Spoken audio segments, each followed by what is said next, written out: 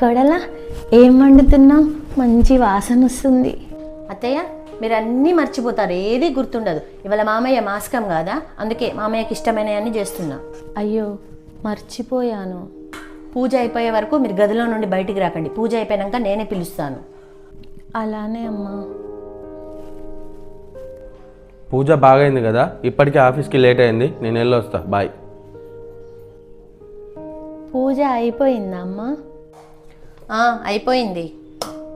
అది ఆకలిస్తుంది. తీసుకొస్తా, ఉండండి, తినండి. అదేంటమ్మా ఇవాళ చాలా వంటలు చేసావు కదా, నాకు తాలింపు అన్నం తీసుకొచ్చావు. ఇంకెక్కడుంటాయి, పూజలో ఉపయోగించానా? కాకికి పెట్టాలి, ఆవుకి తినిపించుకొచ్చాడు మీ అబ్బాయి. ఇంకా మీ అబ్బాయి బాక్స్కి, నా బాక్స్కి, పిల్లల బాక్స్కే సరిపోయింది. అయినా నిన్నటి అన్నం ఉంటే తాలింపు వేసాను. నిన్నటి అన్నం పడేసుకుంటారా ఏంటి? తినండి, మాకు రుచికరమైన వంటలు కావాలంట. ఏమండి, నాకు కూడా చనిపోయిన తర్వాతే రుచికరమైన భోజనం దొరుకుద్ది కావచ్చు.